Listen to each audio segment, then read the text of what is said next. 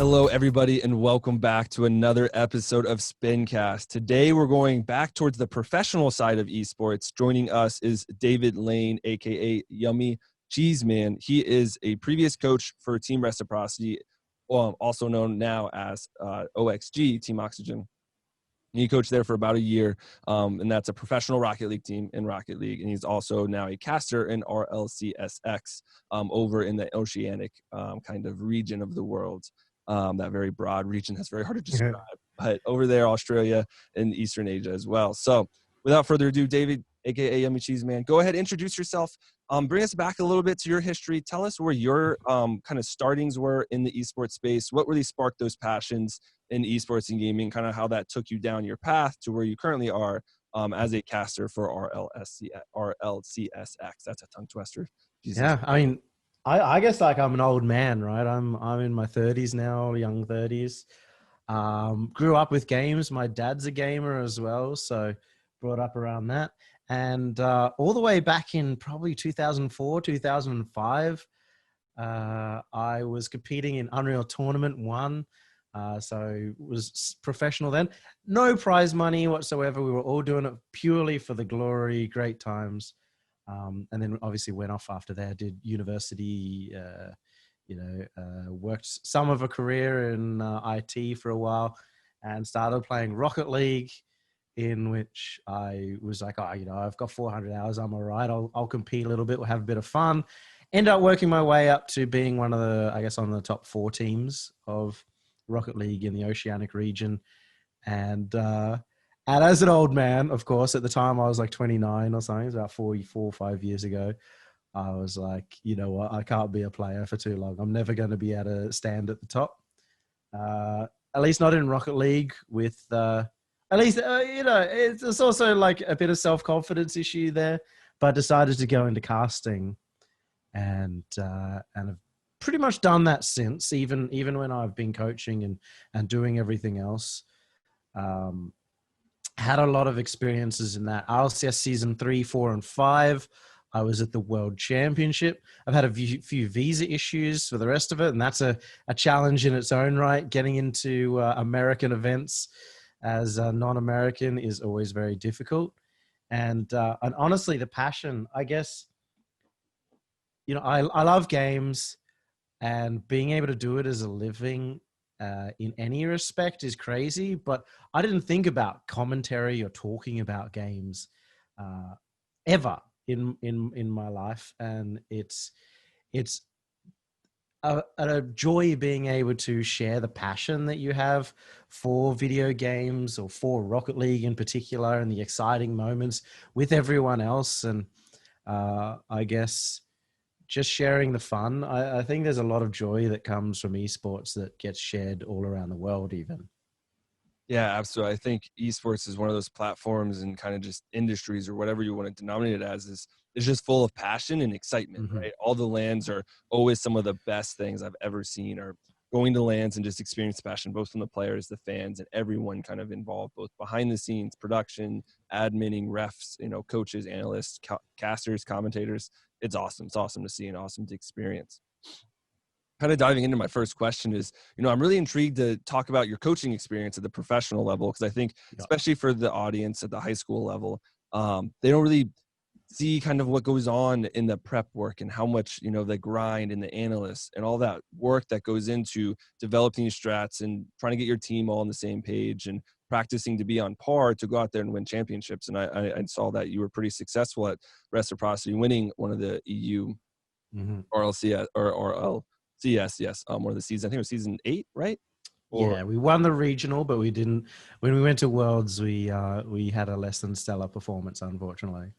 Yeah, no problem. Still won the region though. That's still pretty exciting. And obviously Worlds is a different environment, different kind of stage as well. So kind of diving into my first question is just take us through what that day-to-day looks like when you're coaching, right? What goes into like what your responsibilities and what your roles are, and kind of how you help gear your team to be successful at any event they play in.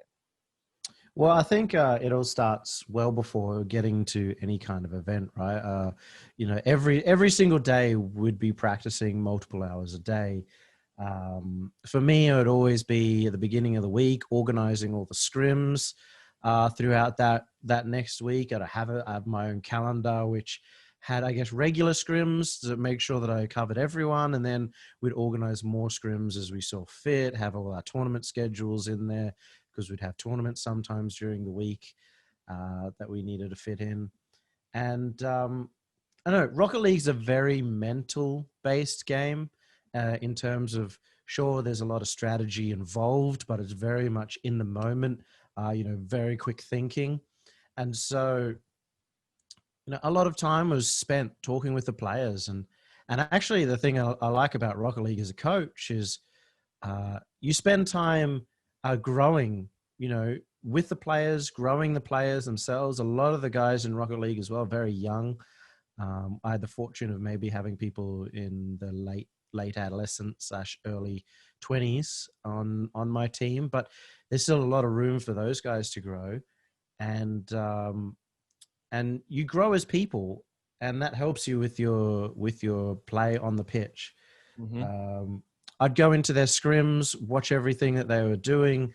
We'd talk between every single game and start strategizing about what we're going to do against, in the next game to try and, take them down. And of course, at the end of every single scrim as well, you're kind of talking about, okay, we've got this team on the weekend. What are we doing? Then it comes to the next week and we're making a plan. We're making a plan on maybe based on what team we're going to be versing in a future week. What do we have to do to beat that team coming up? And so maybe that's being more aggressive as a team or anything like that. And that's the day in and day out. And then you get to a massive event and you're trying to do as much as possible to make everything as easy as possible for all the players. They know what they're doing.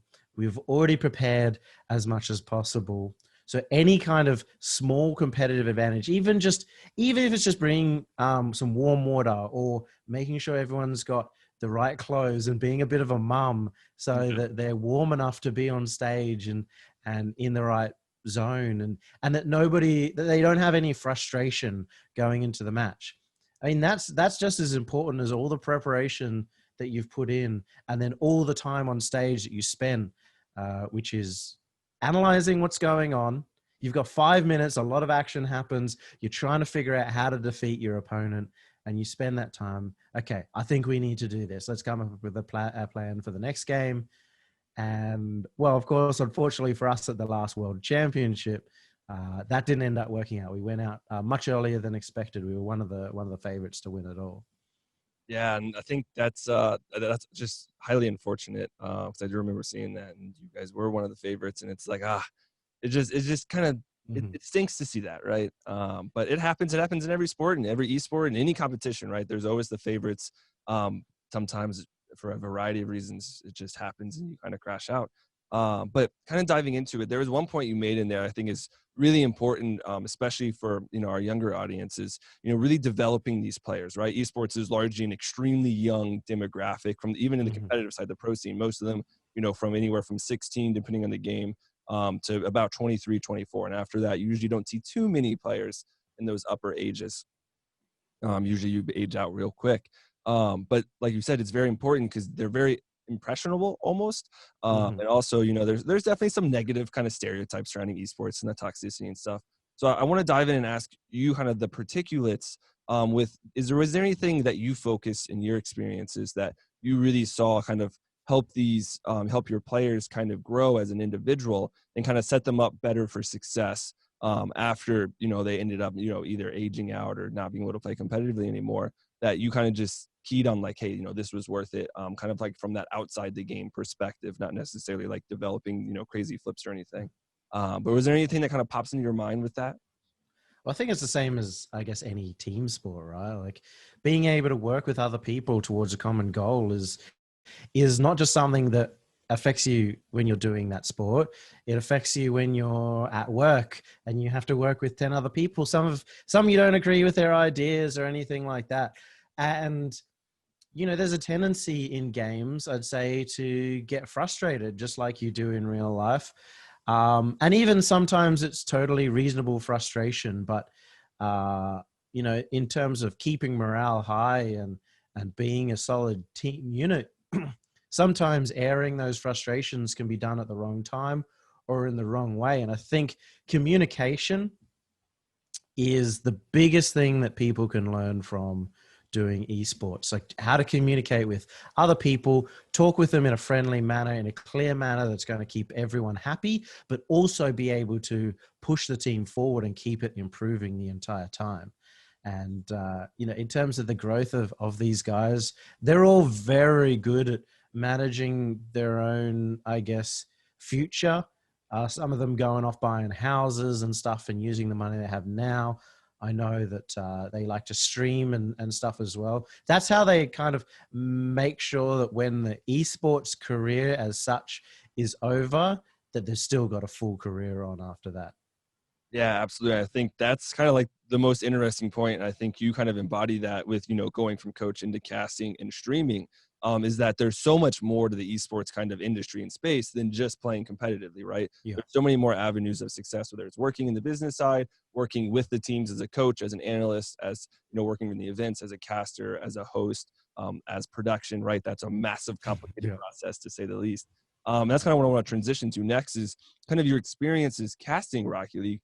And then also streaming it as well, and kind of how that differs from coaching, and kind of give that perspective to our audience of, hey, like there's that super competitive, grind all the time when you're coaching for a professional team or playing in one, but then there's also kind of the casting, more entertainment, more commentary.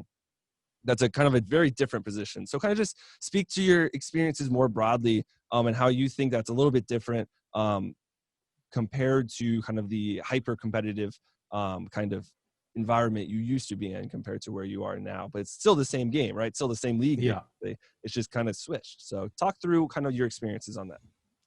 I mean, there's definitely still competition within casting, right? I mean, it's a very valued job to be a caster. It's a lot of hard work and a lot of passion. And if you do want to get into commentary, you've got to put in the hard hours, often unpaid, often late at night, or at times that you don't want to. It's certainly something that you have to love if you really want to, I guess, achieve greatness in casting.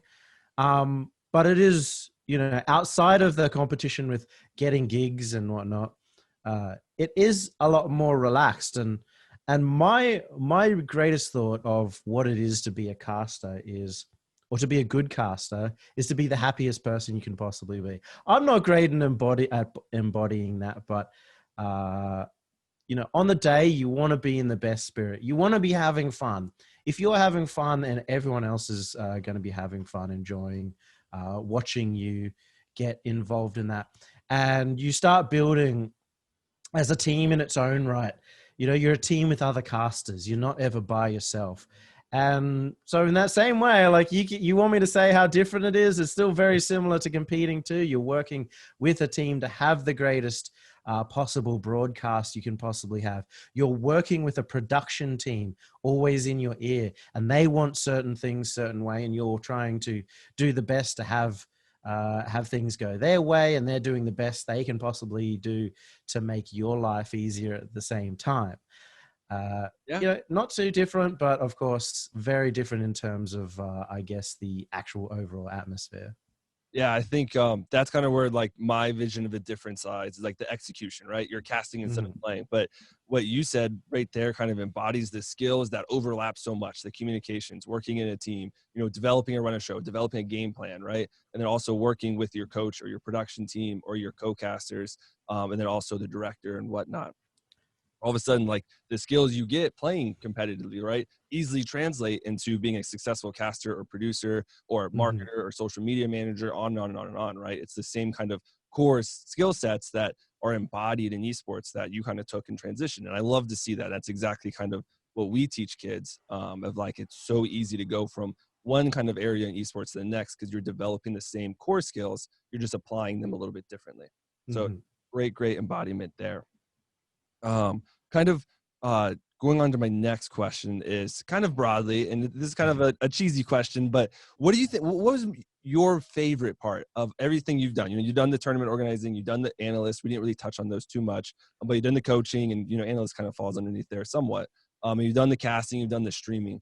What's that one place that you were like, hey, I really have the most fun or have the most, the best time? And which of those positions was that for you? It's 100%, I'd say casting and commentary are in the same box, and it's 100% doing that at Worlds. RLCS season 5 was in London with the biggest crowd, but it's a London crowd, a British crowd, all who are used to chanting and cheering for football. And I was there, of course, with the Australian boys, but the London boys picked up all the Aussies as their favorites. And getting to interact with a crowd of 5,000 to 6,000 people. I think at the time it was 4,000 to 5,000 when I was on the desk, is absolutely incredible. The energy that you can put out is nothing compared to what they can do. And you start creating this conversation with the crowd, asking them who they're cheering for, being a little bit biased as you would if you're coming over representing a region as such. And yeah, it was completely electrifying. Got there at the grand final as well, down in front of the crowd, just being a bit of a cheerleader myself and getting the crowd hyped up as much as possible. And it kind of reverberates for you. It's a moment in my life I'll never forget, and hopefully something that I get to experience very shortly as well at the next World Championship. Yeah, hopefully that can exist in its complete totality, due to COVID, obviously, kind of hindering that for obvious Yeah. reasons. Hopefully we get through that and we can go back to the lands we love and those massive crowds. I think, you kind of hit it on the head there with that sense of community and engagement of that community is so awesome in esports. And I see it really prevalent in esports. The only one like that kind of compares, like you said, is football, right? Soccer for the Americans. But that's the only thing that really compares to that hype and energy and the chants and the singing and the cheering, being the cheerleader and whatnot. It's so awesome. And, to anybody out there that hasn't gone to a big LAN, a world championship or a major in any game, it doesn't have to be Rocket League, any game, the big ones, right? CSGO, League of Legends, Rocket League, Overwatch, Siege, et cetera, et cetera. It's an experience that once you experience, you're like, wow, this is what esports feels like, right? This is what the esports experience is. It's not, sitting in your room by yourself, kind of watching it on TV. It's that LAN experience is so much more than going to a football game, whether it's American or soccer, or going to a baseball game or a basketball game. It's to me, it's 10 times better, right? Because I think there's so much more engagement. Mm-hmm. We are unfortunately running out of time here, David. I think we've had a fantastic discussion, and you really kind of encapsulated what that really comprehensive, all the comprehensive avenues there are surrounding the esports space. And you've done casting, the coaching, the commentary, the streaming, the analyst, tournament organizing, being part of all the different facets in the events and the actual gameplay at that professional level is awesome. I'll leave you with one last question. This is my last question for everybody, is looking at the esports kind of from a global standpoint, the industry as an entire whole at all the levels. Obviously, esports has exploded in the last, 3 to 5 years, and we're growing so fast, and it's so awesome to see. But it's not quite yet mainstream, right? It's not the World Cup. Obviously, that's the biggest of any competition. But, there's still that kind of, some negative stereotypes. Mainstream media kind of gives some of us a bad light.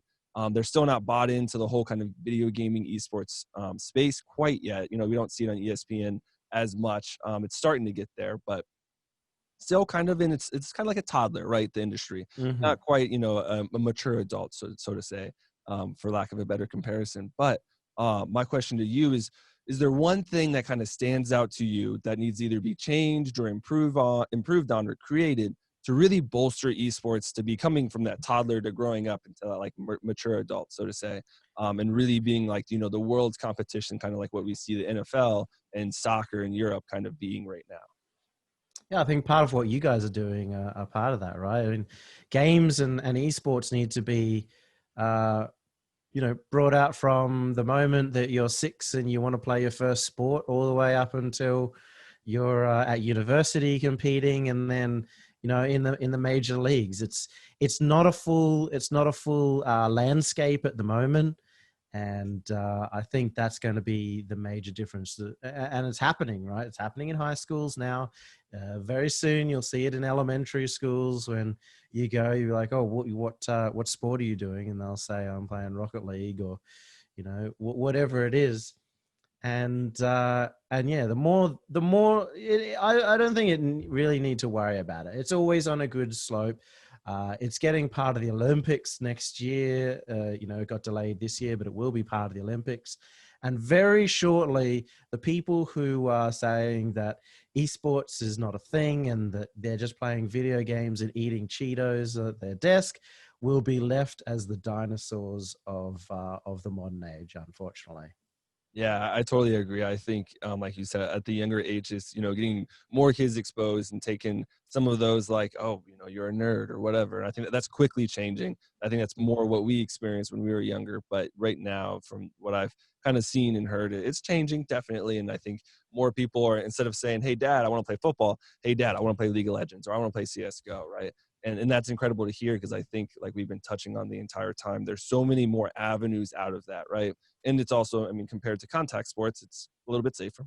There's no Yeah. concussions. Absolutely agree there. And I really can't wait to see it kind of become that world's competition where you see so much, great diversity and inclusivity within the esports space and all the different games and all the different people. And the greatest thing is that there are real no barriers. You don't have to be 6'8" and, all like 100% muscle and whatnot to compete. Like, you need the raw skills, right? There is that raw talent there, but at the same time, anyone can sit down and be like, okay, I want to grind, I want to get better, or I want to be involved as a caster or a commentator or a coach or an analyst. And they can do that, right? There's no real barriers there. So I absolutely agree there. I can't wait to see the industry keep going. But unfortunately, we are out of time. Thank you once again, David, for coming on the show with me today. It was absolutely a blast talking about all of your experience in the esports space. Real quick, if you will, plug yourself. Tell us where we can find you on social media, websites, et cetera, et cetera. Listen, I'm a simple man. I'm an old man as well. Yummy underscore cheeseman. That's YUMI underscore cheeseman on Twitter. Follow me and you'll find my stream from there. We have a lot of fun and a lot of jokes around a lot of Australian stuff, but also covering European Rocket League and maybe some other games as well, like Fall Guys at the moment. All guys is, oh, I love it. I love it. We actually had, I think, a little bit of a party the other day at the office. At the end of the day, we all kind of sat down and played some Fall Guys. It's great. I love that game. I think that game actually has a little bit of potential for esports. Crazy thought, but Potentially. I think it has a really great growth for kids, right? Because it's so easy for kids to consume. So, but that's a whole another podcast right there. But once again, thank you for coming on. To our viewers and listeners, thank you for staying the entire time. Stay healthy and stay happy right now. Obviously, current pandemic going on. Make sure you take care of yourself and your loved ones. And ultimately, stay plugged in.